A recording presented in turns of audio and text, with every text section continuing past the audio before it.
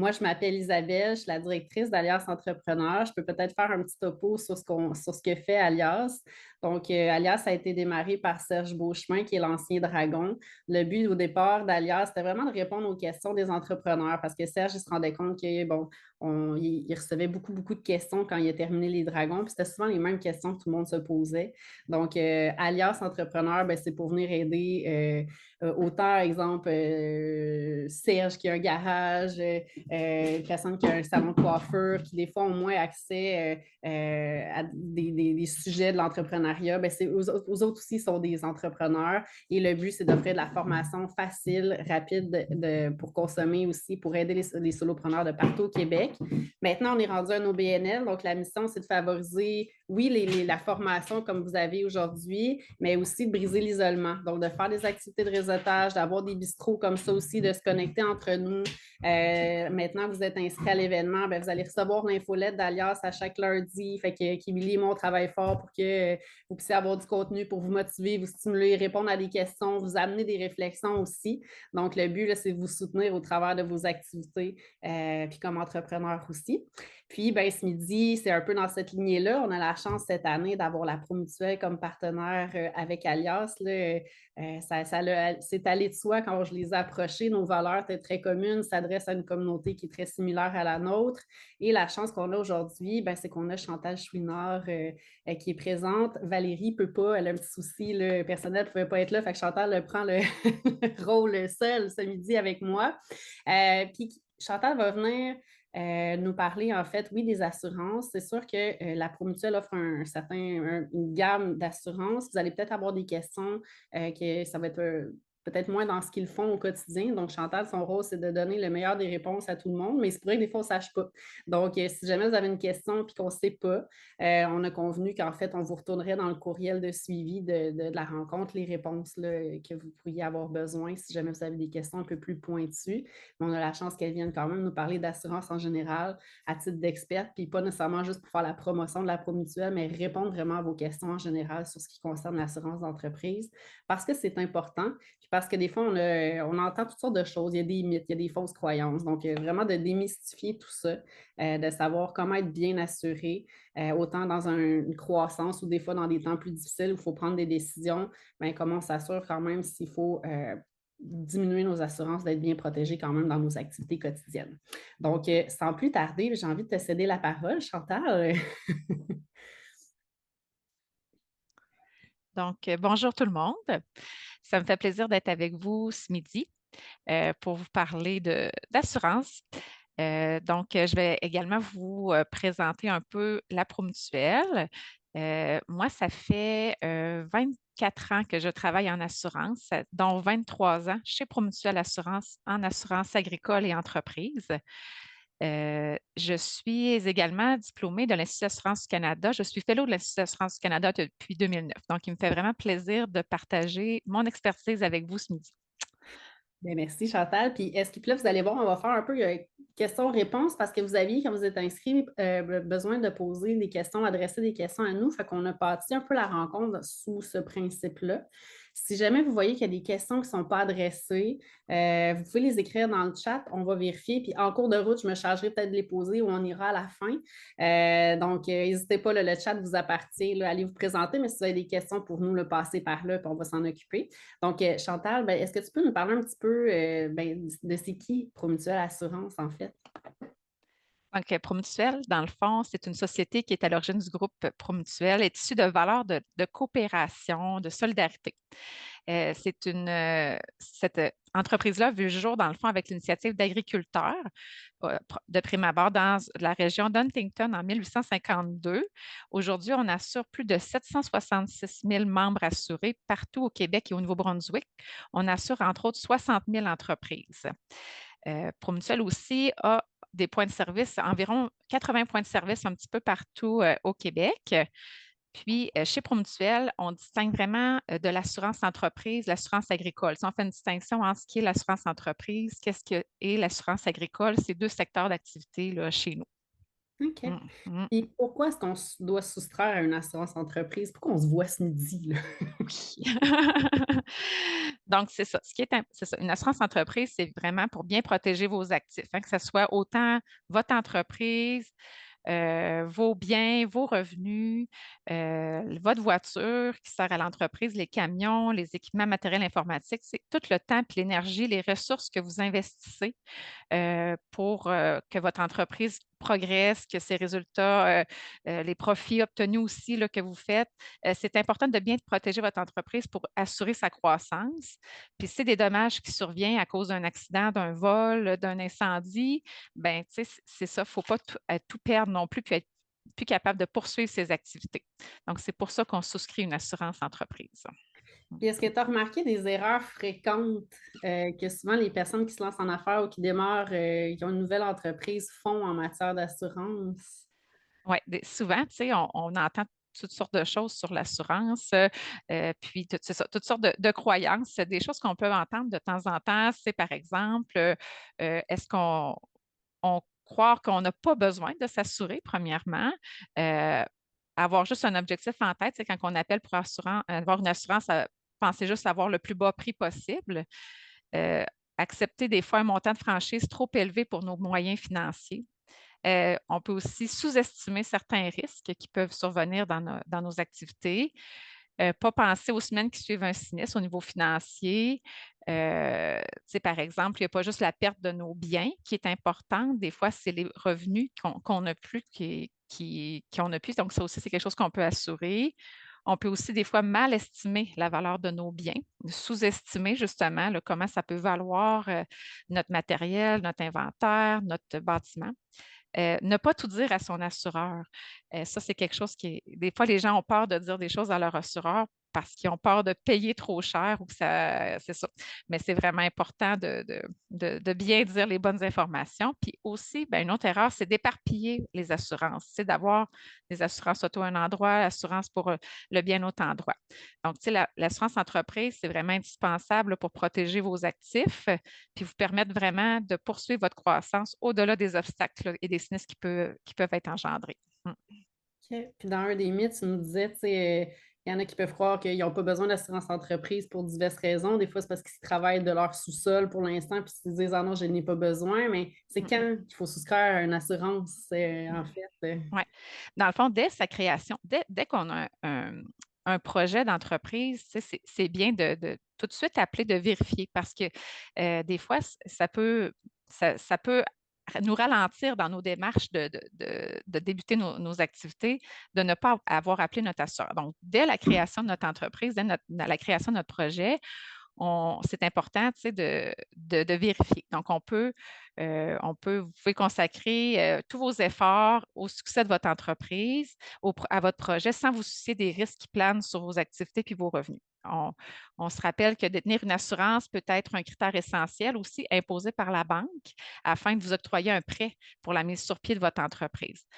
Donc, c'est de là l'importance d'appeler tôt dans le processus de démarrage de votre entreprise. Donc, même si, tu sais, une petite astuce, même si votre notaire ou votre institution financière vous disent qu'ils vont contacter l'assureur pour vous, il ne faut pas oublier que l'assureur aussi a besoin de vous parler à vous, l'entrepreneur, pour la cueillette des informations, analyser votre demande, vos besoins. Donc, c'est vraiment, vraiment important.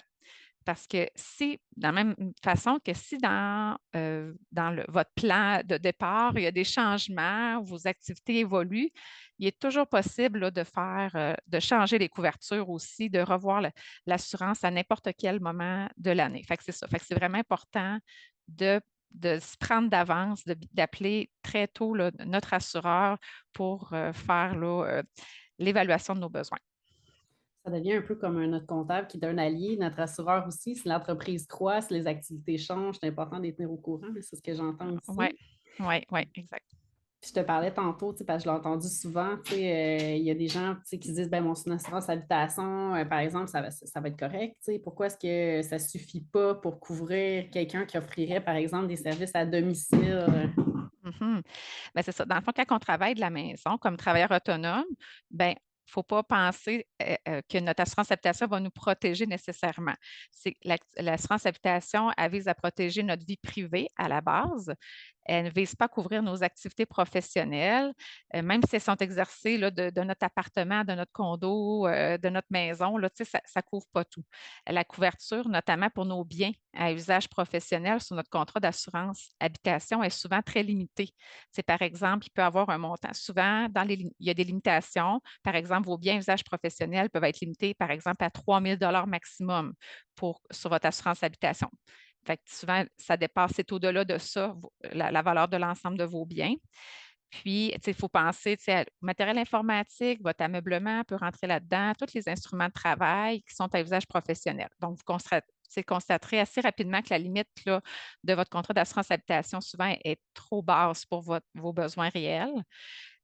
Comme travailleur autonome, pour être protégé dans le cadre de vos activités, vous avez la possibilité, c'est ça, des fois, de souscrire un avenant sur votre assurance habitation. Par exemple, chez Promutuel, on a un produit qui s'appelle SR. Ça, c'est sur votre assurance habitation. On peut ajouter le produit SR pour les travailleurs autonomes, mais ce n'est pas toutes les activités qui sont possibles d'être couvertes par ça. Ça dépend vraiment de la nature de vos activités. Il y a différentes choses qui rentrent en ligne de compte. Fait que ça, c'est une possibilité. Donc, ça, on va venir couvrir vos biens personnels à usage professionnel, c'est-à-dire, puis on va venir couvrir aussi une responsabilité pour vos activités professionnelles là-dessus, qui vont venir couvrir vos activités. Mais c'est quand même limité. C'est quand même limité. C'est ça, c'est quand même limité. Ce n'est pas toutes les activités que c'est possible d'offrir cette protection-là. Fait que c'est pour ça que c'est important à ce moment-là de voir à une assurance entreprise proprement dite qui, elle, va être plus large dans son offre de protection. Puis également, ce qui est important aussi, c'est que tantôt, je vous disais que les biens à usage professionnel sur notre contrat habitation sont limités. Il y a un montant limite pour ça. Bien, c'est un peu la même chose au niveau de la responsabilité civile. Sur notre assurance habitation, la responsabilité qui est couverte, c'est la responsabilité de notre vie privée.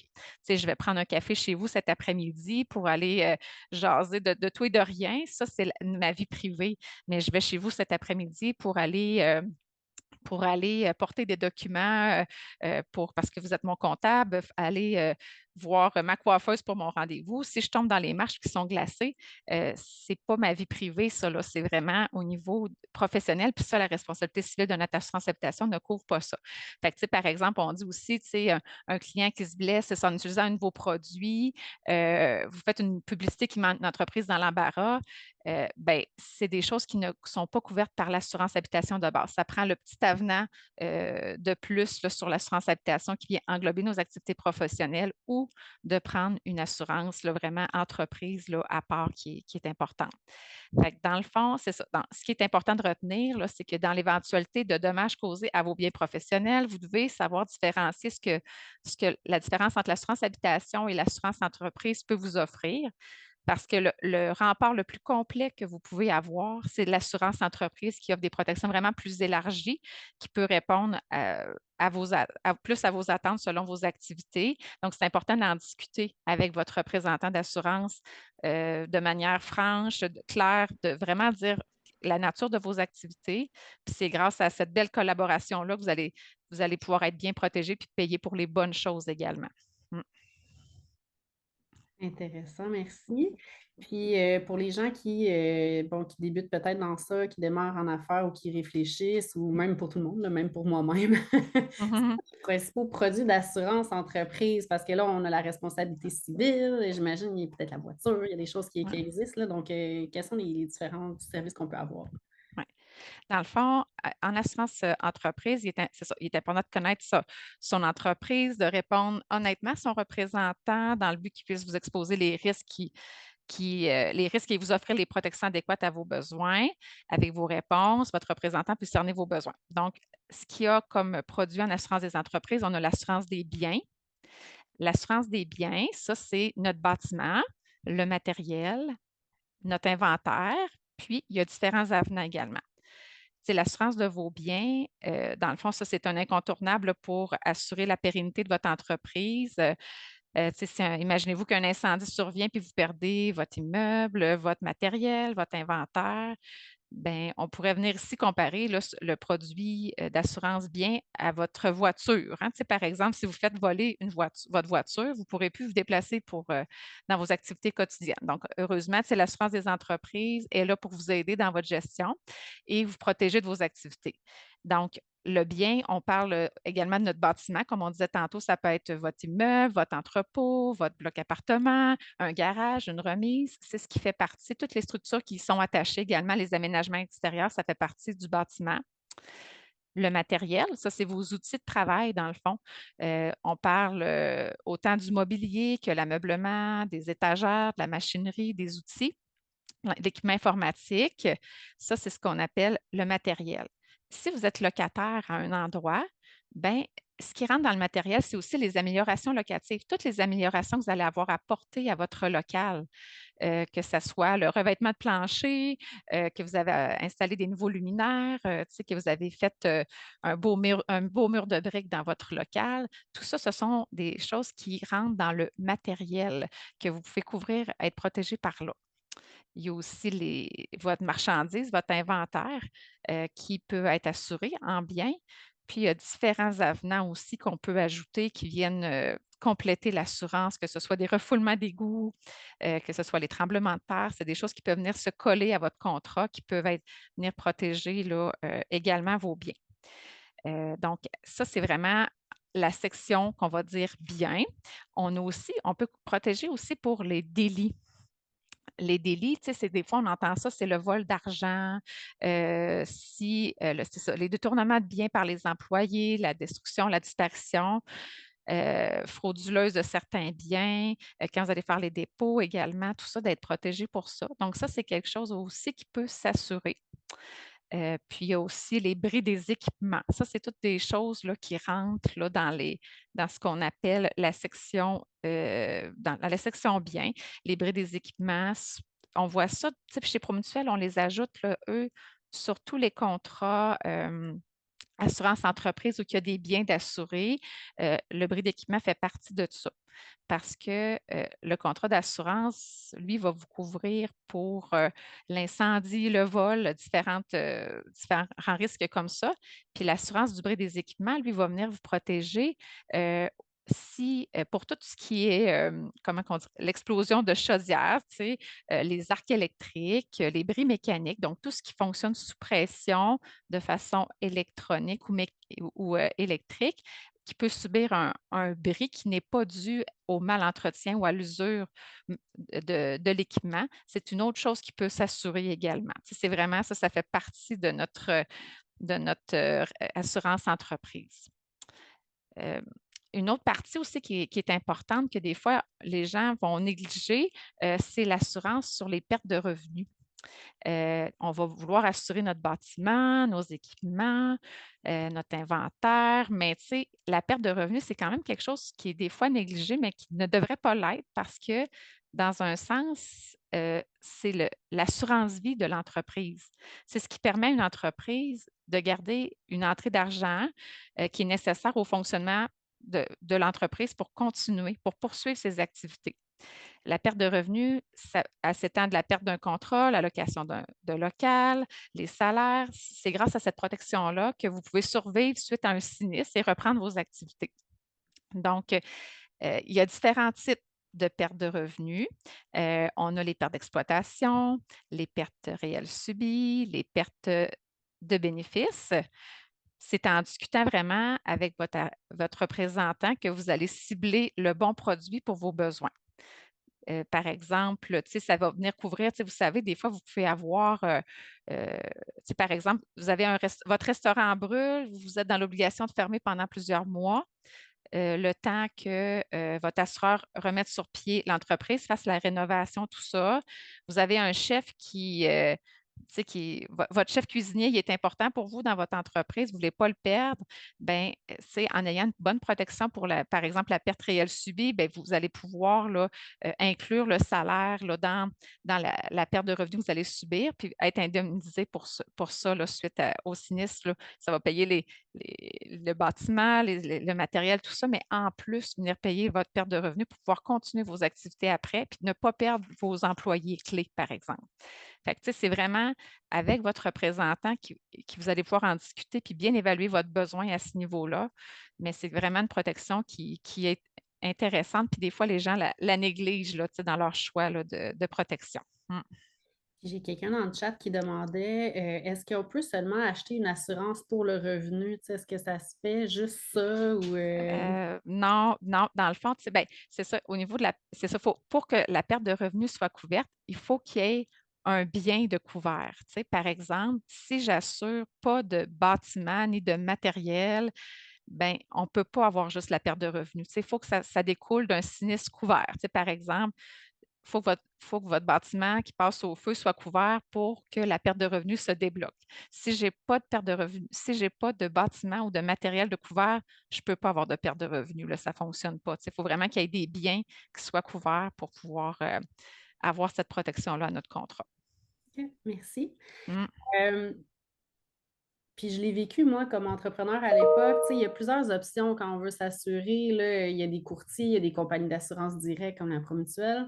Comment on fait pour savoir ce qui nous convient le mieux, puis s'assurer d'avoir le bon plan d'assurance pour son entreprise? Comment ça marche? Comment on fait? C'est c'est ça. Fait que dans le fond, c'est ça. Lorsqu'on confie là, la protection de notre maison, de notre entreprise à un assureur, ben, on veut être certain là, d'être entre bonnes mains, c'est bien certain. Donc, c'est ça. C'est important de vérifier parce que chaque assureur a ses expertises, a ses valeurs, a sa mission. Il faut avant toute chose identifier ce qui est important pour vous. Dans le fond, c'est par exemple, est-ce que vous souhaitez faire affaire avec une mutuelle d'assurance? Est-ce que le modèle coopératif favorise, vous avez l'implication de l'assureur dans la communauté? Est-ce que c'est quelque chose qui est important pour vous? Est-ce que vous êtes, vous êtes à la recherche plutôt d'un assureur plus local qui offre un service plus rapide, que vous pouvez vous déplacer pour aller le voir facilement? Il faut aussi que vous obteniez une protection qui est adaptée à vos besoins. Votre assurance doit être adaptée à vos besoins spécifiques. Votre assureur doit non seulement vous offrir une couverture en cas de séisme, mais aussi des protections supplémentaires pour répondre vraiment aux situations dont vous avez besoin. Il faut aussi développer une relation de confiance. C'est important aussi que vous ayez confiance avec qui vous faites affaire parce que c'est ça, ça part de là aussi. Il faut que vous soyez à l'aise de parler de votre réalité, puis de vous sentir écouté aussi puis compris par votre assureur, c'est important. Puis aussi, des fois, pour avoir le meilleur rapport qualité-prix, ça aussi, on ne se le cachera pas. Chaque assureur a a ses valeurs, a ses critères et quoi que ce soit. Fait que également, c'est important là, de bien vérifier. Fait que, il arrive parfois qu'un assureur aussi ne puisse pas offrir les protections que vous avez besoin, que votre entreprise a besoin. Chaque assureur a leur créneau aussi, chaque assureur a leurs limitations. C'est pas parce que des fois, je dis à mes clients, même si vous êtes le plus beau et le plus fin de la terre, malheureusement, je ne peux pas vous assurer. Il y a des choses, des fois, qu'on est limité, qu'on peut pas, des champs d'activité qu'on ne peut pas aller, mais il y a quand même un marché possible à quelque part pour eux, c'est certain. Fait que des fois, c'est comme nous, Promutuel, on est un assureur direct, on est Promutuel, si je peux dire ça comme ça, mais il existe aussi, par exemple, d'autres assureurs directs, mais il existe aussi des courtiers qui, eux, représentent plusieurs compagnies, puis des fois, ils ont des marchés plus spécialisés. Je vais prendre, par exemple, ceux qui font qui sont dans le bois d'œuvre, là, c'est ça, Promutuel, c'est sûr qu'on ne peut pas couvrir des entreprises là, qui font affaire avec les États-Unis au niveau du bois d'œuvre et des choses comme ça. C'est un marché nous, on ne peut pas, mais il y a des marchés spécialisés pour ça. Puis, avec un courtier, c'est possible, là, des fois, là, de trouver quelque chose aussi. Oh, je ne t'entends pas, Oui, je Isabelle. m'excuse. Donc, puis où est-ce qu'on pourrait trouver les informations? Tu sais, quelqu'un qui dit OK, parfait, suite à la rencontre d'aujourd'hui, je vais faire mes devoirs. Oui. Je veux bien m'assurer. Comment on fait pour trouver des informations sur les assureurs? Fait que dans le fond, on peut consulter, aujourd'hui, c'est le fun, on peut consulter les sites web des assureurs, hein. On peut explorer les assureurs, des fois, ils ont des produits, ils exposent certains de leurs produits, les services qu'ils offrent aussi, leur mission. Fait que des fois, on peut trouver des informations là-dessus. On peut aussi chercher les avis de la clientèle sur Google, des témoignages de clients qui peuvent être bien pour voir là, le pouls. Les réseaux sociaux. Hein, la présence, l'activité, l'engagement des entreprises sur les réseaux sociaux peuvent être des bons indicateurs de l'implication de l'assureur et de sa relation dans sa communauté. Il y a aussi les publications externes dans les publications dans les journaux aussi là, qui peuvent aider à cerner ça. Puis il y a aussi vos proches. Hein. Tu sais, des fois, là, on demande à des personnes de notre entourage avec qui ils font affaire, c'est quoi leurs recommandations, c'est quoi leur expérience. Ça également, ça peut être également là, un bon baromètre là, pour voir là, si on fait des bons choix. Là. OK. Puis est-ce que Ouais. toi, tu as des critères que tu pourrais nous proposer ou pour faire le bon choix? Oui. Ben, pour faire le bon choix, dans le fond, je vous dirais que c'est ça. Dans le fond, c'est important de vérifier l'offre de produits et de rabais. Même bien que les assureurs offrent là, des protections similaires, il y a certaines qui peuvent varier d'un assureur à l'autre. Donc, pour mieux répondre à vos besoins. Donc, c'est par exemple, un assureur offre des couvertures plus généreuses pour des biens spécifiques. Par exemple, tantôt, là, au début de la rencontre, je vous parlais que, euh, bon, est-ce que je m'assure avec une assurance entreprise ou je peux m'assurer par mon assurance habitation avec, par exemple, le produit Essar chez Promutuel. On a des limitations sur les contrats d'assurance habitation, pas juste nous, tous les assureurs habitation en ont, tu sais. Donc, certaines limites peuvent être différentes d'un assureur à l'autre. C'est par exemple, je pourrais dire, moi, chez Promutuel, mon vélo, c'est maximum 3 000 là, je dis des chiffres en l'air, mais l'autre, ça pourrait être jusqu'à 5 000 que mon vélo est couvert. Il y a ça aussi là, qui est important de vérifier, ces petites choses-là quand ça répond à nos besoins. Le processus d'achat aussi pour obtenir une soumission, souscrire une assurance. Normalement, ça devrait se faire sans tracas. Donc, des fois, il y a des espaces clients qui sont pratiques pour retrouver nos documents, les applications mobiles, les traitements de réclamation simplifiés. C'est des petites choses, des fois, qui peuvent faire qui nous tentent plus là, d'aller vers un assureur qui offre ces choses-là. Le service client. Hein, ça, c'est vraiment important. L'accessibilité du représentant lors de la soumission, la disponibilité des experts au moment d'une réclamation, l'attention des divers spécialistes tout au cours du processus que vous faites affaire avec l'assureur, c'est important également. Les conseils que vous obtenez, la qualité des conseils qui sont offerts par votre assureur, que ce soit par des blogs, des publications sur les réseaux sociaux, des interactions. C'est toutes des petites choses aussi là, qui peuvent vous faire pencher là, vers un assureur. Il y a aussi l'accessibilité. Euh, Dans le fond, est-ce que l'assureur avec lequel vous faites affaire a une présence locale ou régionale? C'est-tu facile d'avoir accès à ses services? Est-ce que vous pouvez aller le voir en personne? Est-ce qu'il se déplace chez vous? Est-ce que c'est seulement au téléphone? Euh, la ligne téléphonique, est-ce qu'on a une ligne d'urgence? Comment ça fonctionne? Les adresses courriels, messagerie instantanée? Quels sont les moyens de communiquer avec lui? Si ça correspond à vos besoins. Puis aussi la notoriété de l'entreprise, hein, la taille de l'entreprise, son expérience sur le marché, tous les éléments là, c'est ça, parce que des fois, il y a certaines entreprises qui ont plus d'expérience dans certains secteurs d'activité que d'autres, plus spécialisés. Donc, c'est tout ça aussi là, qui peuvent faire là, qu'on peut choisir une place ou l'autre. Là. Good. Puis j'ai une question qui est arrivée dans le chat aussi, vu que ça va avec ce qu'on a Oui. dit. On a Donald qui se demande est-ce que c'est possible d'assurer la propriété intellectuelle? Et c'est une très bonne question, je vous dirais. On a une C'est une question, très... on va devoir revenir. Oui, oui, oui, oui, oui, certainement. Oui, oui. Parfait. Ben, on va faire, Donald, ce qu'on va faire, c'est qu'il y a des fois, comme on disait, tu sais, est-ce que la promutuelle le fait peut-être moins ou comment ça fonctionne à ce niveau-là, on va aller chercher la réponse. Puis dans le courriel de retour, parce que tout le monde va recevoir la vidéo par courriel, Oui. alias, on va mettre les réponses là, à ça. Fait qu'on va faire notre devoir d'aller fouiner puis voir comment ça fonctionne pour vous fournir l'information. Donc, Mhm. on s'est bien noté. Oui. Donc, excellent. Donc là, on a vu bon, tes conseils sur comment bien choisir, qui choisir. Puis là, si mon choix est fait, comment je peux me préparer à ma demande d'assurance pour être sûr que je protège tout, puis que j'ai tout en main pour que le processus soit facile, en fait, là, qu'on se facilite la tâche dans tout ça. Mhm. Dans le fond, c'est ça. Plus que vous avez d'informations en main quand vous appelez votre assureur, vous allez le rencontrer, bien, plus que ça va faciliter le traitement de votre demande d'assurance. Donc, premièrement, c'est le type d'entreprise que vous exploitez. C'est important de bien décrire à votre assureur la nature de vos activités, les services que vous offrez, votre chiffre d'affaires également. Euh, le chiffre d'affaires, c'est quelque chose qui fait peur des fois aux gens de révéler, mais sachez que c'est confidentiel, hein, toutes les informations que vous donnez à votre assureur, c'est toujours confidentiel. Puis, le chiffre d'affaires, ça permet notamment d'évaluer à quoi vous pourriez être exposé en matière de responsabilité civile. C'est une information de base là, qu'on pose à tout le monde. Puis, ça vient aussi en lien avec les protections qu'on parlait tantôt, des pertes d'exploitation, puis aussi la cyberprotection.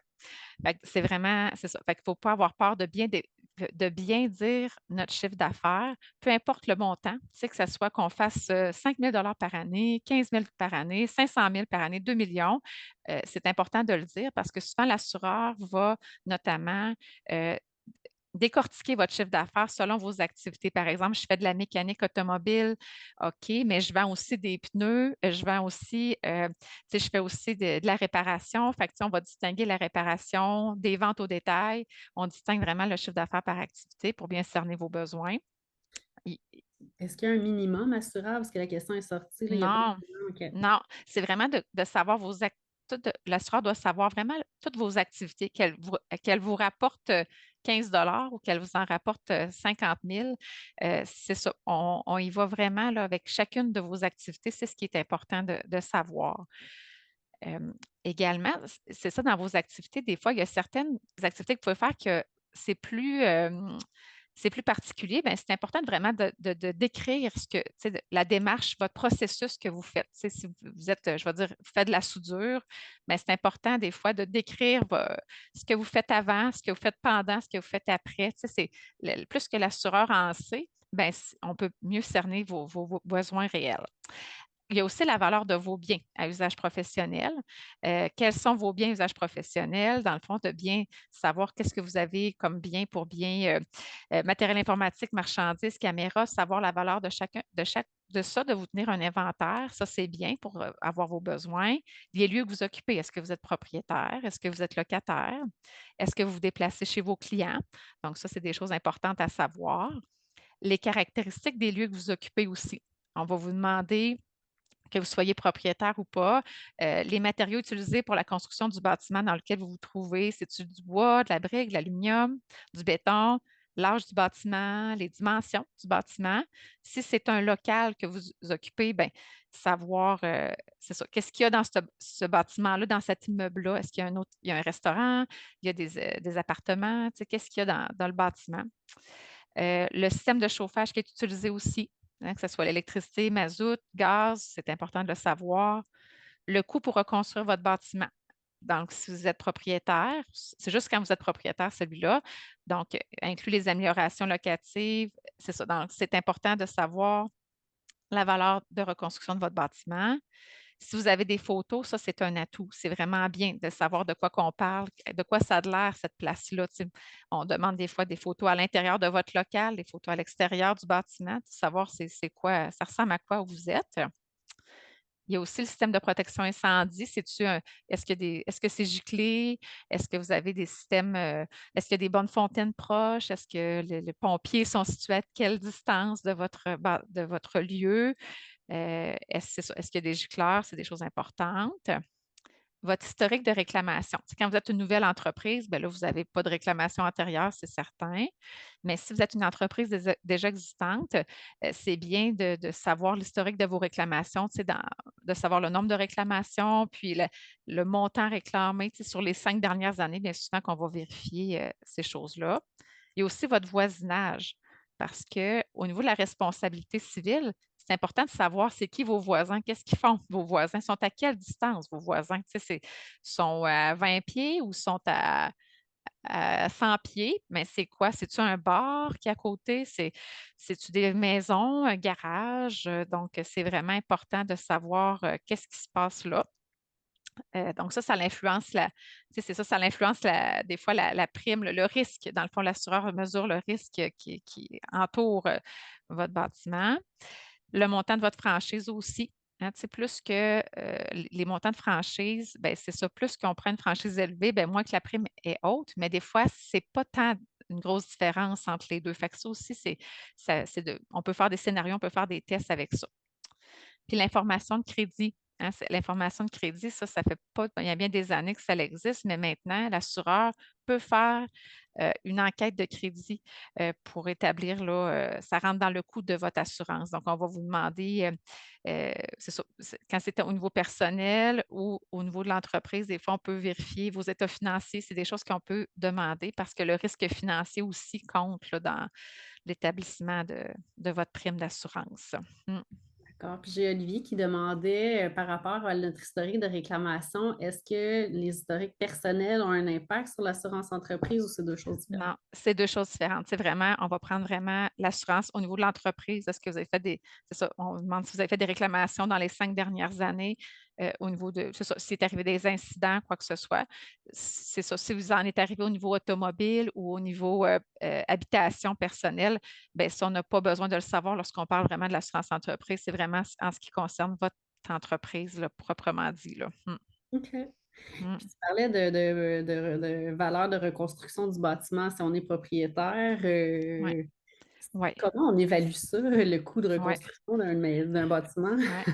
Fait que c'est ça. Fait que dans le fond, tu sais, souvent, l'assureur, tu sais, nous, chez Promutuel, ce qu'on va dire, ben, tu sais, on n'est pas des évaluateurs en bâtiment. Tu sais, c'est bien sûr, tu sais, moi, je suis une agente d'assurance, fait que je ne construis pas des immeubles, là, c'est pas, ça ne fait pas partie de mon quotidien.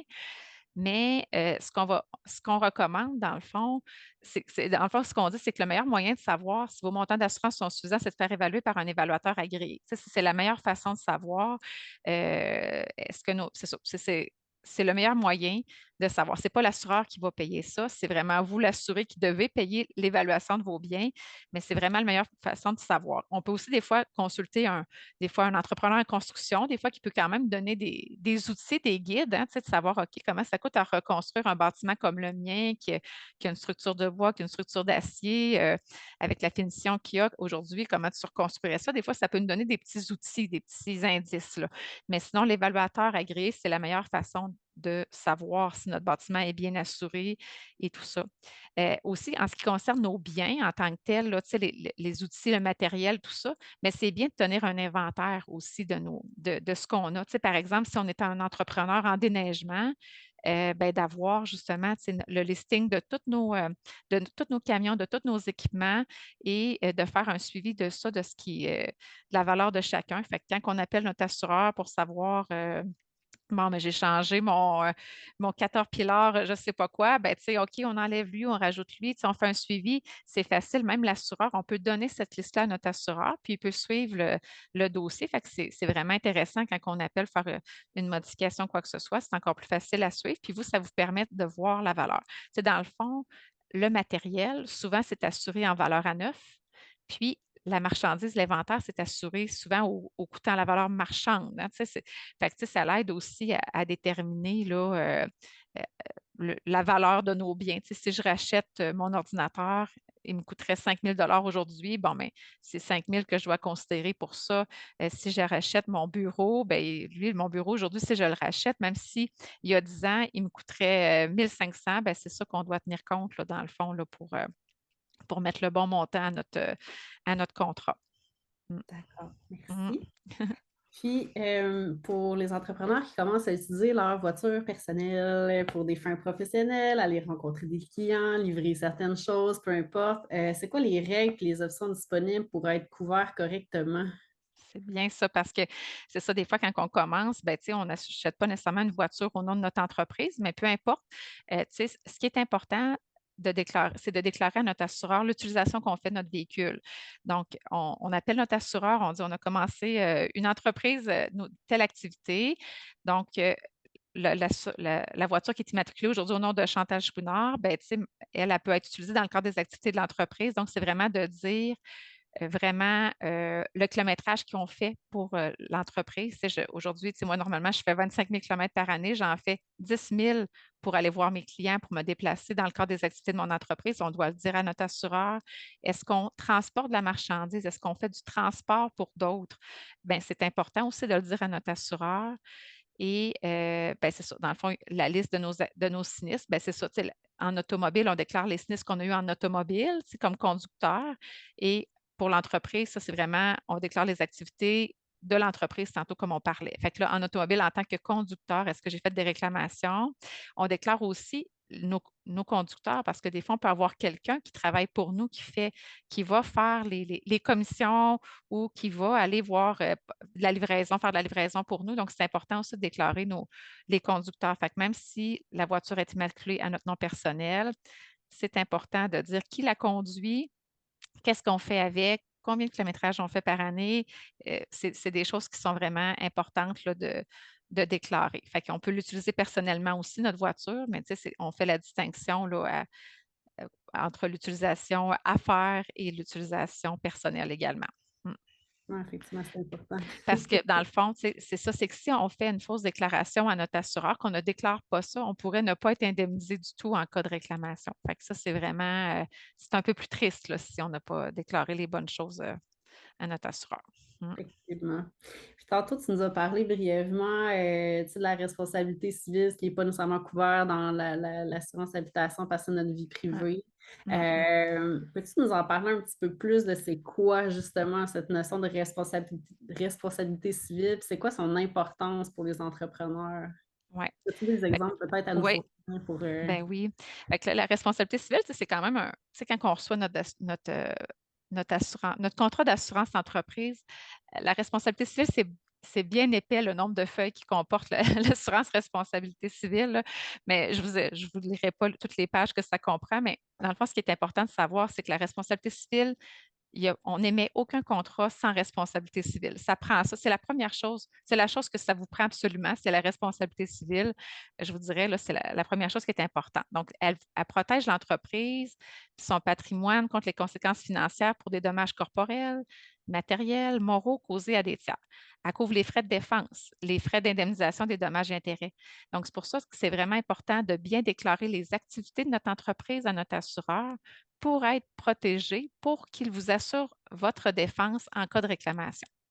Donc, ça, c'est vraiment, c'est de là que ça part, dans le fond. Fait que la responsabilité est obligatoire pour toutes les entreprises, là, dans le sens qu'on n'émet pas de contrat sans responsabilité civile. C'est dans ce sens-là. Donc, ça vous protège en cas de réclamation, en cas de poursuite intentée par un tiers à la suite de dommages corporels matériels. C'est ça qui est important. Donc, on distingue la responsabilité civile générale puis la responsabilité qu'on va appeler professionnelle également. Donc, la responsabilité civile générale, c'est la protection de base. Elle comprend plusieurs garanties pour différents types de dommages. Souvent, les contrats partent à 2 millions en responsabilité, mais on peut monter ça à 3, 4, 5, 10 millions si on a besoin. Mais c'est selon ce qu'on fait, nos activités, tout ça. Puis, je vais vous donner des petits exemples là, de scénarios qui peuvent engager votre responsabilité à la suite d'une blessure, par exemple. C'est un client qui rend visite à vos bureaux, qui glisse sur une plaque de glace que vous n'aviez pas bien entretenue devant votre porte d'entrée, se fracture le tibia. Bien, dans le mois suivant, il transmet une mise en demeure à votre entreprise pour l'indemniser du préjudice qu'il a subi suite à sa fracture. Fait que ça, c'est des choses qu'on voit souvent dans les épiceries, dans les dépanneurs. Là, c'est très fréquent. Un client de votre épicerie ou de peu importe marche sur un plancher glissant, il chute, il se casse une jambe. Il peut intenter des poursuites judiciaires contre votre entreprise pour les dommages qu'il a subis, les pertes de revenus qu'il a subis également, ça pourrait rentrer là-dedans. Un objet tombe sur la tête d'un client, donc c'est des choses qui arrivent. Un échafaudage, un produit qui blesse une personne, dans le fond, pour des travaux. Quand vous avez fait des travaux chez votre client, bien, ça aussi, ça rentre en ligne de compte là, au niveau de la responsabilité civile. Donc, toutes les personnes qui pourraient vous poursuivre pour les dommages financiers et psychologiques dans ces situations-là, bien, ça vient vous protéger. L'assureur, lui, va venir vous défendre et l'assureur va tenter de prouver que vous n'étiez pas responsable, que vous soyez responsable ou non de ces dommages-là. L'assureur va vous défendre si vos activités sont bien déclarées à votre contrat. C'est ça qui est important de savoir. La responsabilité, c'est ça. La responsabilité civile générale, elle va se diviser en petites protections. Quand vous avez sur votre contrat la responsabilité civile, vous voyez comme une grappe de raisin, là, il y a plein de choses qui sont attachées à ça. On a la responsabilité aussi des produits après travaux. La responsabilité des produits après travaux, c'est par exemple un entrepreneur qui a rénové la salle de bain d'un client, puis 2 ans plus tard, la toilette coule.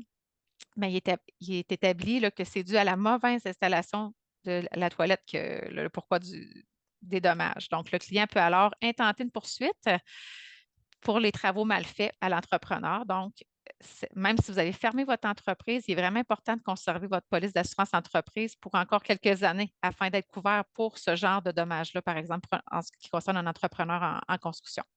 Fait que ça, Il y a c'est aussi, vraiment important. Tu sais, je veux juste mettre oui, un oui, emphase là, de, tu sais, même mm. si on ferme l'entreprise, on décide qu'on arrête les Ouais, activités pour être pertinent de garder l'assurance au cas où quelqu'un revienne dans le oui, temps vers nous là, pour rester couvert au moins sur la responsabilité civile, effectivement. c'est Là. ça, c'est ça. Des fois, les gens vont garder leur responsabilité civile là, pendant quelques années après la fermeture de leur entreprise là, pour se protéger de ce genre de poursuite-là qui peut arriver. La responsabilité locative, elle, ça fait partie aussi de la responsabilité civile, elle fait partie intégrante de ça. Elle couvre les dommages matériels aux locaux que vous êtes locataire. Tu sais. Donc, la responsabilité de l'assuré peut être impliquée dans d'autres types de services qui sont des extensions, mais c'est ça, c'est important, là, ça fait partie de l'assurance responsabilité. Ça inclut toutes ces choses-là. Puis, il y a aussi des choses qu'on peut ajouter en responsabilité, des avenants qu'on peut mettre, comme par exemple, si on est un transporteur, on fait du transport pour d'autres, on peut ajouter une responsabilité cargo. Hein. Tu sais, dans le fond, je transporte des meubles, je fais de la livraison. Bien, ça aussi, on peut ajouter ce type de responsabilité-là à notre contrat. La même chose que si on fait de l'entreposage de biens dans notre remise ou dans notre garage, bien, c'est aussi des choses qu'on peut ajouter. C'est celle qu'on a parlé tantôt, responsabilité après travaux, responsabilité locative, ça fait partie de votre responsabilité de base, mais l'assurance cargo ou l'assurance légale pour l'entreposage de biens, c'est des choses qu'on doit ajouter à notre contrat à ce moment-là. Fait que ça, c'est vraiment là, distinct. Mais c'est des choses qu'on peut avoir besoin selon la nature de nos activités. La deuxième chose qu'on parlait tantôt au niveau de la responsabilité, c'est la responsabilité professionnelle. C'est ça, je voyais qu'il y avait plusieurs questions à ce niveau-là. Fait que, tu sais, la responsabilité professionnelle, ça, c'est pas de base sur un contrat. C'est quelque chose, dans le fond, tu sais, la protection au niveau de la responsabilité professionnelle, c'est pour les entreprises, comme par exemple les comptables, les architectes, les médecins, les consultants, les avocats, massothérapeutes, coiffeurs. Elle est offerte souvent par votre ordre professionnel auquel vous faites déjà partie, mais dans certains cas, il n'y a pas d'ordre professionnel qui existe. C'est pourquoi il y a certaines entreprises qui doivent prendre cette protection-là à part. Elle sert à vous protéger lorsque un client paie un service puis qui lui cause préjudice. C'est par exemple un ingénieur qui fait un mauvais calcul de charge, votre enfant va à la garderie, et vous aviez spécifié qu'il était allergique aux arachides, puis l'éducateur lui offre une collation qui a des arachides, ben, vous pourriez ne pas être content. Tu sais, ça, c'est vraiment, ce n'est pas la responsabilité civile de base, c'est vraiment une responsabilité professionnelle. Votre coiffeuse qui vous brûle les cheveux, si je peux dire ça comme ça, c'est aussi sa responsabilité professionnelle et non la responsabilité générale de l'entreprise qui rentre en ligne de compte. C'est elle, c'est son acte, c'est son jugement ou tu sais qu'elle s'est trompée ça, c'est vraiment la responsabilité professionnelle qui rentre en ligne de compte. Fait que c'est vraiment distinct, c'est quelque chose, un extra, ça ne fait pas partie de la responsabilité de base, là, dans le fond. Good, merci. Mm, Euh, Puis tu nous l'as dit un petit peu tantôt, tu sais, les assurances évoluent aux besoins, tu sais, au fur et à mesure que l'entreprise va croître.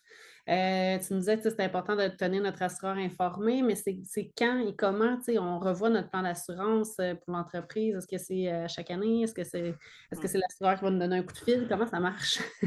Ben, comme je dis souvent à mes clients, tu sais, je dis, vous pouvez m'appeler autant de fois que vous voulez, on est là pour ça. Tu sais, c'est vraiment, faut pas avoir peur de déranger parce que c'est mieux de nous appeler trop souvent que pas assez souvent, ça c'est certain. C'est nous, en tant qu'assureur, on a le devoir de vous appeler là, à toutes les deux, ben, tu sais, il faudrait vous appeler à tous les ans, mais tu sais, des fois, le temps nous manque, quoi que ce soit, mais vous, en tant que client, c'est important de ne pas avoir peur d'appeler, par exemple, quand nos ventes sont bien plus hautes qu'on le pensait. Tu sais, notre chiffre d'affaires augmente de façon considérable. Notre inventaire a doublé. On vend plus, on se stocke plus. Le montant que j'avais mis pour mes marchandises à 50 000 au début, c'est plus ça du tout. C'est pas ça maintenant ma réalité. Tu sais, c'est important de le mentionner à notre assureur. Si notre offre d'activité aussi, elle a changé, tu sais, on offre des nouveaux services, on ajoute des nouveaux services à notre gamme, ben, c'est important aussi de le mentionner, de vérifier avec l'assureur parce que des fois, il peut y avoir des particularités, des exigences que nous, l'assureur, on vous demande pour pouvoir vous protéger pour cette nouvelle activité-là. Si vous achetez des nouveaux équipements, des fois, je remplace mon écran d'ordinateur par un autre écran, ça, c'est tel que tel, mais si j'achète un nouvel équipement, ben, qui a de grande valeur, c'est important de le dire. Petite ou grande valeur, c'est important de le dire. Si j'achète un nouveau crayon, c'est pas grave, mais tu sais, c'est ça, il y a des différents là, des équipements qui sont importants d'être mentionnés. Si vous faites des travaux aussi, vous débutez des travaux importants à votre bâtiment, c'est important de nous le dire également. On peut faire un suivi avec vous où vous en êtes pour être sûr que vous ne nous oubliez pas. N'oubliez pas de rappeler l'assureur pour voir où vous en êtes, qu'on réévalue votre montant d'assurance que vous avez besoin. Puis aussi, si vous faites l'acquisition de nouveaux immeubles, que vous déménagez dans un nouveau local, vous offrez un deuxième bureau dans un autre endroit, c'est aussi important parce que votre assurance ne couvre pas tout d'emblée. Il faut vraiment le dire à son assureur. C'est vraiment important que l'assurance que vous payez reflète vraiment vos besoins parce que s'il arrive un sinistre puis vous n'êtes pas couvert parce que vous ne avez pas déclaré des choses, vous allez avoir, c'est moins drôle un petit peu, là, c'est ça. Fait que c'est vraiment important de ne pas hésiter, là. OK. Fait que c'est notre devoir à nous comme assurés. Oui, oui, c'est ça. Oui, J'ai une question qui est sortie avant de oui, passer à la oui, prochaine. Pour un consultant qui est solopreneur, donc qui est tout seul, qui travaille seulement à distance, donc qui est chez lui, qui n'a pas de bâtiment nécessairement en actif, est-ce que c'est possible de tenir juste une assurance responsabilité professionnelle ou il faut absolument aussi la responsabilité civile à ce moment-là? c'est ça. Dans le fond, ben, tu sais, comme on dit, j'avais un petit peu, dans le fond, le consultant, c'est important quand même d'avoir une assurance. Ben, la responsabilité professionnelle, elle peut se souscrire toute seule, ça c'est vrai. Tu sais. Nous, chez Promutuel, par exemple, on n'offre pas ça, si je peux dire. Tu sais, c'est comme je disais tantôt, on est un assureur direct, on a des limitations, on n'offre pas juste une responsabilité professionnelle, on a des créneaux avec lesquels on a une responsabilité professionnelle d'incluse, mais sinon, pour l'instant, on n'offre pas encore ce produit-là. Fait que c'est de voir avec des fois un courtier justement qui peut vous offrir juste ça. Mais même si vous êtes un consultant chez vous, il faut savoir, tu sais, que au moins au niveau de la responsabilité civile, c'est quand même important d'être protégé. Tu sais, c'est ça, on dit là, que c'est important au moins au niveau de la responsabilité civile et de la professionnelle parce qu'il y a certains consultants qui ne sont pas régis par un ordre professionnel. Donc, c'est important d'y voir. Il y a certaines associations auxquelles vous pouvez faire partie aussi qui peuvent vous offrir une responsabilité professionnelle. Tu sais, même si on ne fait pas partie d'un ordre professionnel, il y a certaines associations comme consultant peut-être que vous pouvez faire partie et qui peuvent vous offrir cette assurance professionnelle-là. Fait que ça, c'est vraiment la base, c'est vraiment, vraiment important. C'est ça. Fait que, tu sais, comme par exemple, chez Promutuel Assurance, pour offrir une assurance responsabilité civile à un consultant, ben normalement, il faut qu'il ait une preuve d'assurance responsabilité professionnelle là, quand même pour pouvoir bénéficier de l'assurance responsabilité civile générale. Fait que c'est vraiment ça, c'est vraiment la base de la base parce que, tu sais, il donne des conseils, tout ça, là, tu sais, c'est vraiment important d'y voir. On sait jamais. Quand ça va bien, mais des fois, ça peut mal tourner, là. Effectivement. Fait que la Ouais, réponse est oui, on peut aller chercher juste celle-là, puis elle est ouais, même très importante. oui, oui, oui, oui. Excellent. Oui, Bon, tu nous parlais, bon, on a parlé de croissance d'entreprise, l'importance de tenir notre assureur informé. On le sait, pour plusieurs, les temps sont plus difficiles actuellement. Donc, il y a certains entrepreneurs qui vont être en mode plus décroissance. Ils cherchent à diminuer leurs coûts fixes. Il y en a qui, à ce moment-là, vont peut-être flirter avec l'idée là, de réduire la couverture d'assurance parce que ça a des frais qui peuvent quand même être assez élevés pour certaines compagnies. Est-ce que tu as des conseils à nous donner pour quelqu'un qui voudrait couper là, dans ses assurances pour essayer de faire des économies là, au oui. niveau des coûts? C'est ça. Dans le fond, c'est sûr qu'il y a certains petits trucs pour économiser. Tu sais, c'est sûr que selon l'activité qu'on fait, des fois, on peut faire, bien, premièrement, c'est toujours vérifier avec votre représentant d'assurance là, les possibilités avant de faire des investissements, quoi que ce soit pour couper. Dans le fond, c'est comme installer un système de protection incendie, un système d'alarme vol et incendie, ça peut être bien, mais c'est bien de vérifier aussi parce que selon la nature de nos activités, le rabais que ça donne sur notre prêt n'est pas toujours si important. Fait que c'est bien de vérifier avant d'investir dans un système d'alarme, de vérifier l'impact que ça a sur notre contrat. Aussi, des fois, pour avoir un coffre-fort pour classer nos documents de valeur, ça peut être bien aussi. Tu sais, c'est quelque chose qui peut donner une réduction sur notre assurance. Il y a aussi de vérifier une franchise plus élevée. Comme je parlais tantôt, tu sais, au début, j'ai parlé des franchises. Ben, c'est quand même important de vérifier les franchises parce que des fois, entre 500 puis 2500, il y a vraiment une marge, un rabais important. Puis d'autres fois, c'est pas tant important. Mais pour conserver la même protection qu'on a, des fois, c'est une solution qu'on offre aux clients. Augmentez votre franchise si vous avez la capacité financière de la supporter, bien sûr, s'il arrive un sinistre. Vous allez conserver toutes les protections que vous avez. On ne touche pas aux protections, on fait juste augmenter le montant que vous aviez à absorber. C'est important aussi de bien faire l'entretien pour prévenir les sinistres. Et si vous avez fait des rénovations à votre bâtiment, électricité, chauffage, la toiture, bien, c'est important aussi de le mentionner parce que des fois, ça donne des rabais sur notre prime d'assurance. Fait que il ne faut pas hésiter à appeler l'assureur. J'ai changé mon réservoir d'eau chaude, j'ai refait l'électricité. C'est bien aussi de revoir ça. Des fois, ça donne une réduction sur notre prime. Puis valider nos protections pour correspondre bien à notre besoin. Parce que c'est sûr que nous en tant qu'assureur, on est obligé de vous offrir toutes les protections qui sont disponibles pour vous. C'est notre obligation. On n'a pas le choix. Il faut qu'on vous dise tout ce qui est possible, mais c'est à vous de choisir ce qui est important pour vous. Fait que comme je dis toujours à mes clients, le moteur, c'est votre lieu d'affaires principal. Ça, c'est la place importante que vous devez être bien assuré, votre responsabilité civile.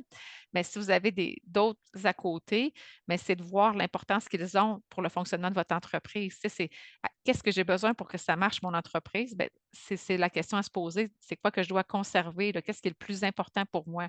Fait que, j'ai besoin de mon lieu d'affaires, j'ai besoin de quels outils j'ai besoin. Fait que c'est ceux-là que je dois mentionner, que je dois assurer, puis ma responsabilité civile. Fait que c'est vraiment ça qui est important. Puis aussi, un truc, c'est de combiner nos assurances. Par exemple, si j'ai des voitures au nom de mon entreprise, bien, je les assure aux mêmes places que mon entreprise parce que la combinaison des deux donne une réduction, là, autant sur la police automobile que sur l'assurance de l'entreprise. Fait que c'est bien d'avoir ça à la même place. Puis en plus de donner une réduction, bien, s'il arrive un sinistre, bien, c'est beaucoup plus facile aussi là, de faire les liens entre les deux. Fait que c'est ça. Fait que ça aussi, c'est des choses qui peuvent donner des rabais sur les primes d'assurance. Mm. Puis tu as parlé d'entretien tantôt, nécessaire d'entretenir notre bâtiment et tout ça, mais Ouais. peux-tu nous parler un peu justement de cette notion-là de prévention, tu sais? Oui, c'est ça. Dans le fond, des fois, c'est ça, chez une compagnie d'assurance, il y a différents départements. Tu sais, on a les ventes, on a les sinistres, mais on a aussi la prévention. Puis la prévention, des fois, c'est pas toujours sont pas toujours bien accueillis chez les clients, mais dans le fond, la prévention, c'est les yeux de l'assureur. Tu sais, lorsqu'on demande une assurance entreprise, c'est possible que l'assureur envoie un préventionniste. Il va toujours, par exemple, là, prendre rendez-vous avec vous là, de façon professionnelle et tout ça, mais il va aller visiter les lieux, voir le bâtiment, voir la responsabilité. Donc, l'entretien, ça l'aide à la durée de vie de vos biens, hein, et aussi, ça l'empêche des réparations, ça l'évite des sinistres éventuels. Donc, la prévention des risques dans une entreprise, elle sert exactement à la même chose. Elle sert à prévenir les risques qui peuvent devenir des réclamations futures, qui peuvent impliquer vos produits sur votre contrat d'assurance. Donc, c'est pourquoi que l'entretien, c'est la clé pour limiter le risque des sinistres et éviter l'arrêt de vos opérations. C'est lorsqu'on parle là, de prévention, on parle par exemple de calfeutrer les fenêtres lorsqu'elles commencent à s'effriter pour éviter des dommages par l'eau. D'entretenir sur une base régulière vos équipements, votre machinerie. Tu sais, on sait que c'est ça, si c'est mal entretenu, ça peut causer des dommages à d'autres.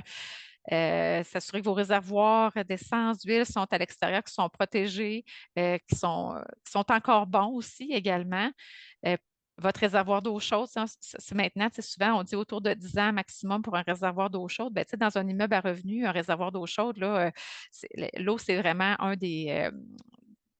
une des sources de réclamation là, qui est très importante. Donc, notre réservoir d'eau chaude, il est situé où?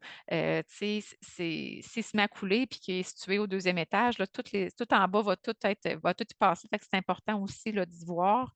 De ne pas laisser traîner les matériaux. L'encombrement aussi, c'est un risque. Hein, c'est quelque chose qui est important là, de bien se classer tout ça. Puis aussi, ben, il y a toujours au niveau de l'électricité, c'est ça, au niveau électrique également, au niveau de la responsabilité, est-ce qu'il y a des rampes à votre galerie, des choses comme ça? C'est toutes des petites choses là, qui évitent à avoir des réclamations, parce que pour pas que personne glisse, tombe en bas de votre galerie, à une certaine hauteur, ça prend des rampes, par exemple. C'est toutes des petites choses là, qui évite là, les réclamations puis qui peut faire que votre prime soit meilleure également. C'est quand votre risque est bien classé, ben c'est juste favorable pour vous, dans le fond. D'accord, on a des Mm. devoirs à faire. Oui. Donc, puis la prochaine question, en fait, c'est un sujet plus d'actualité. En fait, on entend de plus en plus parler de cyberattaques. Bon, les fraudeurs ont de plus en plus de techniques pour s'immiscer dans les entreprises. Puis, il y a des gens pour qui la saisie des données, une cyberattaque peut avoir des impacts importants là, sur le fonctionnement de l'entreprise pendant un certain temps. Euh, c'est quoi les options de couverture qui existent pour se protéger, puis protéger les données de nos entreprises, puis de protéger aussi ces pertes qui pourraient être liées à une cyberattaque? Ouais. Dans le fond, la cybersécurité, c'est une responsabilité qui est partagée autant entre l'organisation, l'entreprise, puis les employés. Parce que Mm. les cyberattaques dans les entreprises, ça commence souvent par le geste d'un employé. Tu sais, on clique sur un lien, on télécharge des documents, on répond à un courriel en apparence qui, tu sais, qui paraît légitime, mais que finalement, il est frauduleux. Tu sais, toutes les entreprises qui utilisent un système informatique, là, ils peuvent être susceptibles de subir une cyberattaque, qu'on soit tout seul dans notre maison ou qu'on ait 100 000 clients. Dès qu'on utilise un système informatique, on peut être ciblé par ça. Donc, les cyberattaques qui peuvent causer des dommages financiers importants pour une entreprise et occasionner des coûts, comme les coûts associés à la remise en place de la sécurité informatique, les coûts associés aussi à la récupération des données, à la perte de bénéfices pendant et après l'événement. Il y a les coûts aussi associés par les poursuites des clients, les partenaires d'affaires ou les tiers. Les petites entreprises sont autant exposées que les grandes pour la cyberattaque, les brèches de sécurité, les vols de données. On vérifie qu'ils sont faits par les systèmes informatiques. Là, c'est vraiment très fréquent. Donc, on sait que c'est souvent l'intervention humaine là, qu'on disait là, qui est reliée à ça. Donc, c'est ça. Donc, on dit là, que 60 des entreprises là, subissent une atteinte à la confidentialité, donc une demande de rançon, une brèche de sécurité. Donc, c'est vraiment, vraiment important d'y voir. Tu sais, Promutuelle Assurance, eux autres, on inclut automatiquement dans nos contrats une assurance au niveau des frais des atteintes aux données personnelles. C'est une protection qui est liée à la confidentialité des renseignements personnel des clients, des employés et des partenaires. Tu sais, c'est un produit, ce produit-là, de base, il va couvrir les frais par l'entreprise assurée lors d'une cyberattaque qui perturbe vos opérations. Donc, ça soit autant les frais de notification, les frais de surveillance de crédit, les frais de récupération des données, les frais de cyber-enquête, les frais de la gestion de la crise, les frais juridiques, les pertes d'exploitation. Donc, si vos enjeux c'est ça. Ça, c'est vraiment la protection de base. Il y a un montant qui fait partie de ça sur le contrat que Promutuel met sur tous ses contrats à la base. Fait que vous avez quand même une petite sécurité. Il existe des protections plus élargies aussi. Nous, c'est là, je vous parle de chez Promutuel, de ce qu'on offre parce que les autres compagnies aussi offrent des choses similaires où chacun a leur propre produit. Mais nous, on offre aussi un produit en option qui s'appelle le cyber-risque. Il va venir couvrir les frais encourus par l'entreprise lors d'une cyberattaque qui perturbe ses opérations.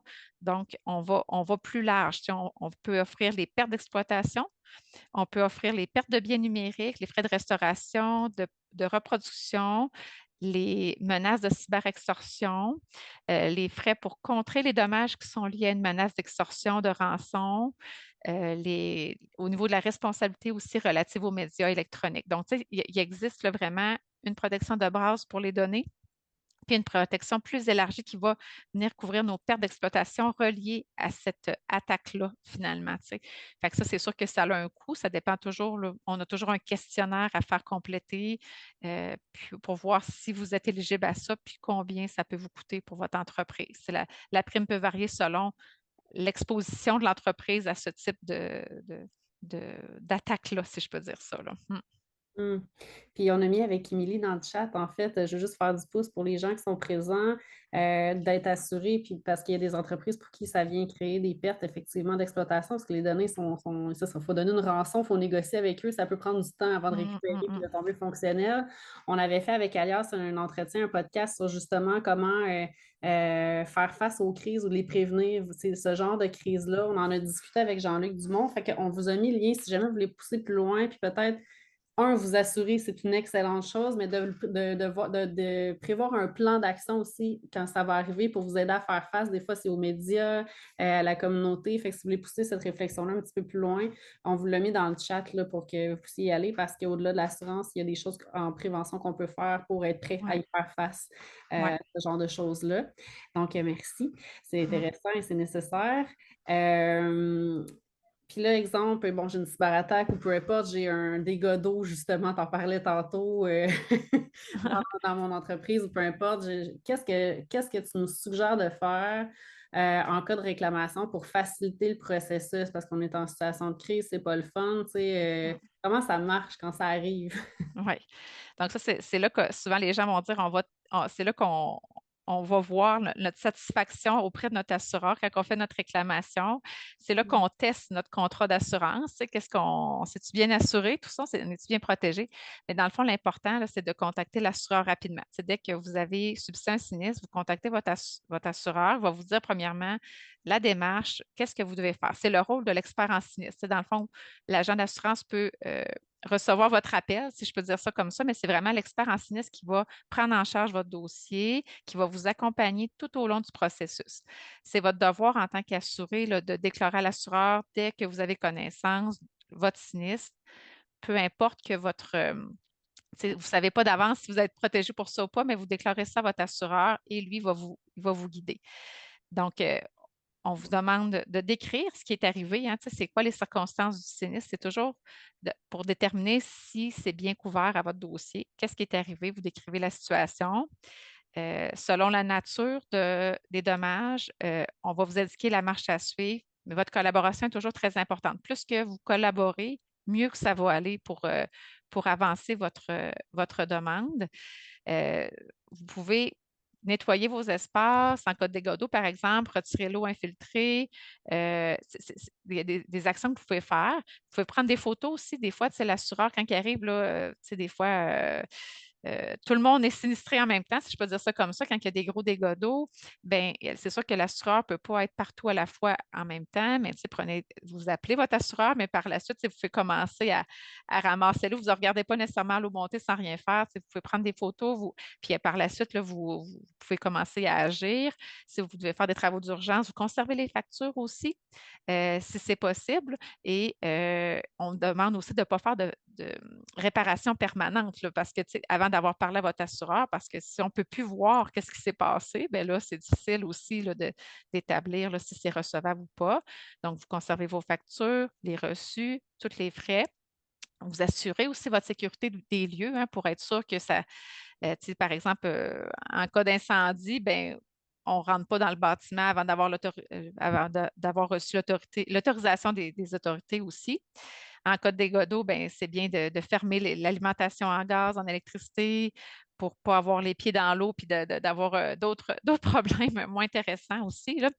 Donc, c'est ça. Puis c'est important aussi au niveau, c'est ça, de fournir toutes les informations importantes et dans le fond, ce que je peux dire aussi, c'est de faire la liste aussi de vos objets qui ont été détruits. Vous pouvez faire la vidéo, puis de ne pas tout de suite jeter tous les biens qui sont endommagés, à moins qu'ils constitueraient un danger là, pour votre santé, là, mais de conserver les biens endommagés pour pouvoir le prouver à votre assureur vraiment ce que vous avez vécu là, comme dommage. Là. OK, intéressant. Ouais. Tantôt dans le chat, il y a Cathy puis Daniel qui répondaient à une question. Ils parlaient d'assurance invalidité. Ma Oui. question suivante, c'est un peu un témoignage. Je connais quelqu'un, je ne la nommerai pas, mais qui a eu un accident bien bête de vélo dans sa vie personnelle, mais c'est un entrepreneur. L'entreprise dépendait d'elle. Ça lui a pris plus d'un an à se remettre de ce bête accident-là, mais elle ne pouvait plus opérer son entreprise efficacement. Tu sais, ça a été compliqué, perte de revenus, il y a eu des gros enjeux financiers. Comment on fait pour se protéger d'une situation qui peut nous arriver bêtement, là, puis, tu sais, ça peut être Mhm. un AVC, tu sais, je veux dire, on n'est pas à l'abri au niveau de notre santé non plus. Puis, comme Mm. souvent, la plupart sont solopreneurs ou micro-entrepreneurs, comment on fait pour se protéger de ça? C'est ça. Dans le fond, c'est vraiment à ce niveau-là, c'est pas l'assurance de dommages qui entre en ligne de compte, mais c'est vraiment l'assurance invalidité notamment là, qui peut vous être utile. Fait que ça, c'est vraiment important de vérifier avec votre conseiller financier qui peut vous guider là-dedans dans vos besoins. Parce qu'effectivement, étant donné que comme dans la situation que Isabelle nous mentionne, il y a pas, l'entreprise n'a pas subi de dommages en tant que tel, à proprement dit, pas d'incendie, pas de dégâts d'eau. C'est l'entrepreneur lui-même qui a subi un accident en dehors de son travail ou peu importe, puis qui fait que l'entreprise ne peut plus continuer parce qu'il a plus toute sa tête, par exemple, pour continuer d'opérer tout ça. Mais l'entreprise dépend de lui, si je peux dire ça comme ça. Fait que c'est vraiment, vraiment important, c'est d'assurer notre entreprise en bien, en responsabilité civile, mais aussi l'invalidité de bien se protéger. Notre conseiller financier souvent va être capable là, de nous guider là-dedans. Puis c'est vraiment quelque chose à ne pas négliger parce qu'on n'est pas à l'abri de personne, là, juste de sortir du bureau tantôt puis de tomber dans les marches. Là, c'est vraiment, personne n'est à l'abri de ça. Fait que c'est important là, de bien se protéger pour que l'entreprise continue, dans le fond, là, surtout. Là. Effectivement, Ouais, très important. oui. Puis, bon, je vois la question. On avait un peu parlé du consultant tantôt, Ouais, solopreneur. Je ne sais pas si tu avais tout nommé, ce que tu voulais ouais, nommer. Oui, OK, ouais, ouais, ouais. parfait. Donc, ben, nous, ça faisait le tour. Je ne sais pas si les gens, vous avez nécessairement une question qui n'a pas été éclairée, voir si Chantal peut essayer d'y répondre, ou, parce qu'il y a eu quand même quelques questions qui sont arrivées dans le chat qu'on a adressées en cours de route. J'oublie pas le point là, de la propriété intellectuelle qui va vous revenir plus tard. Je ne sais pas s'il y avait d'autres besoins. Non, je pense que non. Puis sinon, vous pouvez les adresser. Bon, Chantal est là, elle a la promutuelle. Si jamais vous voulez communiquer aussi avec elle, je pourrais te laisser faire ta conclusion aussi. Là. Oui. Donc, je vais te laisser faire ta conclusion, je ferai la mienne Oui, après. Donc, vas-y. d'accord. Ben, c'est ça. Ben, dans le fond, c'est ça. Hein. L'assurance, c'est pas toujours facile à comprendre. Puis c'est ça. La chose la plus importante à retenir, c'est d'avoir confiance avec qui on fait affaire. Ça, c'est la première chose parce que, comme je vous disais au début, ça fait 24 ans que je fais ça. Il y en a des clients que ça fait 23 ans que je sers. On développe un petit peu plus qu'une relation là, d'affaires ensemble, des fois, à force de se rencontrer, tout ça. Mais c'est d'avoir confiance, de ne pas avoir peur de dire à notre assureur les vraies choses, de ne pas avoir peur de dire nos craintes aussi, tout ça. C'est vraiment, vraiment important. Il ne faut pas avoir peur de notre assureur nécessairement, si je dirais ça comme ça, parce que c'est sûr qu'un assureur ne peut pas tout assurer. Hein, sinon, ça coûterait très, très cher de s'assurer si on pouvait tout couvrir. Mais de ne pas avoir peur de poser des questions aussi. C'est important de savoir pourquoi qu'on paye. Puis là, c'est ça. Il y a des choses qui peuvent être assurées, il y a des choses qui ce n'est pas possible. Peu importe l'assureur où vous allez aller, telle protection, ça n'existe pas, on ne peut pas offrir ça. Il y a des choses qui peuvent être offertes, mais c'est ça, c'est de savoir si vous, c'est important pour vous d'aller au bon endroit. Fait que, comme on a pu voir aujourd'hui, ça peut être complexe des fois. C'est pourquoi c'est important de parler avec notre assureur, de poser des questions pour être sûr que ça réponde à vos besoins, que vous sachiez pourquoi vous payez, puis que vous ayez une tranquillité d'esprit. Chaque assureur a ses produits, ses particularités selon les différents secteurs d'activité. Puis un bon représentant va vous diriger pour trouver le produit qui correspond le mieux à vos besoins. Comme c'est ça, il s'est arrivé que je dise à mes plus beaux, plus gentils clients que malheureusement, on ne peut plus faire affaire ensemble et ce n'est pas parce qu'ils ne sont pas beaux et pas gentils, c'est vraiment parce que des fois, on est limité dans certaines choses. L'assurance, ça ne doit pas rester mystérieuse, c'est un allié dans votre entreprise. C'est ça qui va vous aider à bien vous protéger, à assurer le fonctionnement, la pérennité de votre entreprise, la tranquillité de votre esprit, peu importe la taille de votre entreprise ou votre chiffre d'affaires, on est là pour vous aider. Donc, si vous avez d'autres questions, n'hésitez pas, ça va me faire plaisir.